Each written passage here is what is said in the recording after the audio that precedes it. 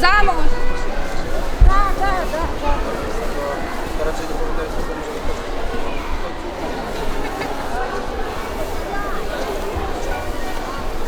Мене звуть Яковлева Вікторія, я мешканка Харкова. Це мої діти. Ольга, їй 13 rokів, та Сергій, йому 7. Jeszcze chwilę temu jej życie wyglądało zupełnie zwyczajnie. Uczyła fizyki w szkole. Kilka ostatnich dni spędziła jednak w piwnicy, chowając się przed wybuchającymi bombami i ostrzałem. Nigdy nie pomyślałaby, że coś takiego może ją kiedykolwiek spotkać. Marzyła, aby wydostać się z miasta, ale ucieczka w tamtej sytuacji wydawała się zbyt niebezpieczna. Do momentu, w którym większym niebezpieczeństwem było zostać na miejscu, choćby o godzinę dłużej. В Харкові діється пекло. Вчора ми взагалі-то прожили 6 днів у сховищі. Ми були у підвалі, ми спали на землі, тому що дуже страшно було підійматись додому, але діти, їх треба годувати, тому ми ночували у підвалах, а вдень підіймались додому. А вже за день до того, як ми вирішили виїжджати з сусідній до нас район, вже почали прилітати снаряди бойові у жилі будинки, у наші школи, у наші дитсадки, у наші магазини, де ми стояли. Почали люди вже на вулицях, які там йшли по воду або там за продуктами. Вони просто вже від осколків, тобто було багато вже трупів на вулицях, тому ми чекали, але вже все, вже нерви здали, і ми чому не виїжджали, нам сказали, що неможливо проїхати через центр, тому що там стоїть ворожа техніка, там стоять бронетранспортери, танки, там стоять солдати, і ми боялися, але вже... Ірина Леванченко, вас шукає пані Агата. Так, це правда. Стріляють по житлових будинках. В нашому домі вчора, коли ми поїхали, нам повезло. Вилітіли всі вікна. Ось так стоїть наш будинок. А ось так трішечки так удалече стоїть 9-поверхівка. Ось туди прилетів снаряд. Ось туди прилетів, а ось усі найближчі будинки, там вилітали вікна. Дуже багато цивільних, тобто це мирні люди, які просто вийшли з дому, тому що потрібна вода, потрібен хліб. Дуже, це страшно, тому що їх багато і ми знаємо, це наші родичі, знайомі, це наші, ми можемо не бути особисто знайомі, але ми їх знаємо, ми їх бачимо. І це правда, ми в шоці. Ми не вірили в це, до останнього, правда, не вірили. Але це так. Згоріло танкове училище, згоріло льотне училище, загинули офіцери. Горять в центрі Харкова, горять адміністративні будівлі, це наша облдержадміністрація. Вони палають, розумієте? Наше місто, воно гарне, воно красиве. Наша площа одна з найбільших в Європі. Ми знаємо, що цього вже нема. Наше місто просто рівняють з землею.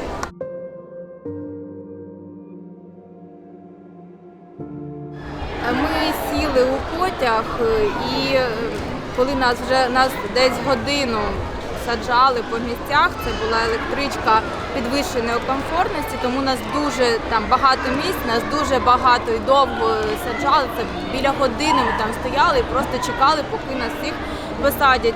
Потім нам сказали, що ця електричка, вона йде через Київ, і ми всі затамували подих, і ми просто молилися, поки ми не приїхали в Київ. І потім вже почали казати своїм близьким, що ми приїхали, ми живі, тому що ті, хто в нас були в Києві, коли ми питали, чи як ми там взагалі зможемо, вони казали, будь ласка, не їдьте через Київ, там дуже страшно.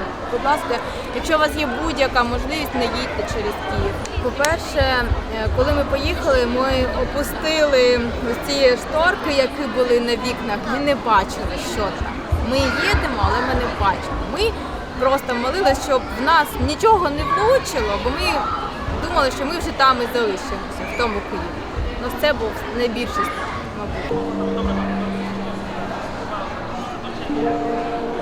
Ми знали, що Польща приймає біженців з України, і ми не знали, зможемо, ні, але ми вирішили, що це шанс, наш шанс вижити. І ми поїхали.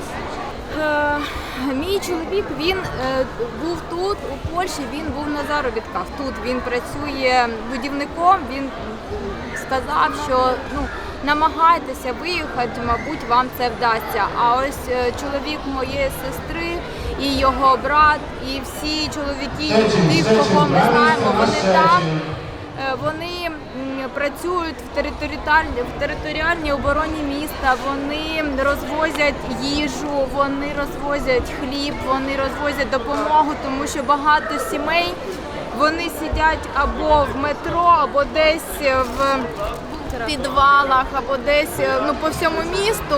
Там є літні люди, там є інваліди, немає ліків, немає їжі. Тому всі чоловіки, хто може, хто має авто, хто може просто йти, вони йдуть, допомагають, там малі діти, тобто надають будь-яку допомогу.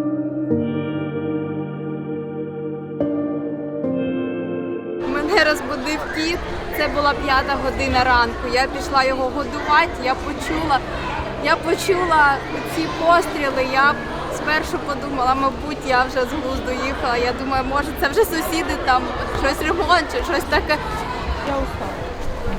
А потім я відчинила вікно і я зрозуміла, що ні, я в своєму розумі, але я чую це. Я стала телефонувати своїй сестрі, кажу, що мені робити? Вона мені каже, біжи до мене, бери дітей та біжи до мене. То ми перші 2 доби жили в її підвалах, а потім вже повернулись до себе, а потім вже виїхали сюди. Це тяжко. Дуже важко було виїжджати, тому що ми це рішення приймали дуже спонтанно. Ми знаємо, що там у підвалах залишилися наші друзі, знайомі. Я працюю вчителькою та мої учні. Я всю дорогу їхала і думала, як я залишила своїх учнів, як я так можу. Ми не знаємо, що буде далі, взагалі не знаємо. Там наша рідня, мама, бабуся, дядько, вони у Одесі. Ми всі розірвані ось так. Це дуже важко, ми не знаємо, як жити далі.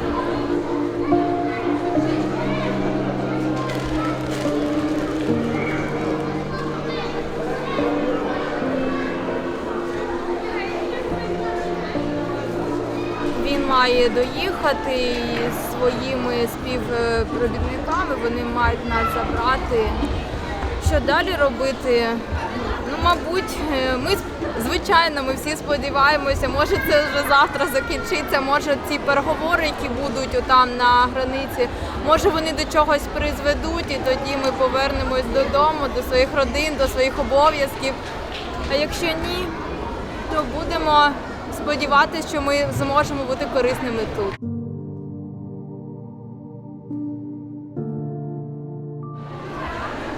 Пояснювали, що вони взагалі-то малий, він не розуміє. Він не розуміє, чому ми маємо кудись їхати. Він хоче розслабитись, роздітися. Він не розуміє, чому ми їхали на електричці з Харкова до Львова. Він не розуміє, чому він має спати на сидіннях, не дають йому води, тому що немає туалетів. Він не розуміє. Він начебто слухається, але він не розуміє. А ось старша дитина, вона завжди телефонує своїм друзям, вона сумує,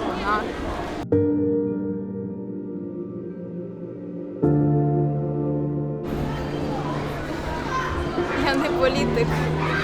Мені важко відповісти, що має зробити. Мені здається, що Польща дуже багато робить сьогодні для України. Дуже багато. Мені навіть здається, що це країна, яка сьогодні робить для нас найбільше. Ми дуже вдячні. Мабуть, інші держави, вони, мабуть, можуть. Ну, наприклад, я знаю, що просили, наприклад, закрити небо над Харковом, щоб хоча б з літаків на нас не скидували бомби. Але цього не зроблено сьогодні. На сьогодні все ще і Львов, і все. Ну ладно, там вже схід, добре, ми розуміємо, то близько і все. Але хоча б наш захід, наш Львов, Тернопіль, ну їх же до Києва можна закрити хоча б від літаків. Ну хоча б ми вважаємо, може я не права, але ми вважаємо, що треба вже вживати більш жорсткі заходи. Ну, економічні заходи – це добре, звичайно, але гинуть наші люди.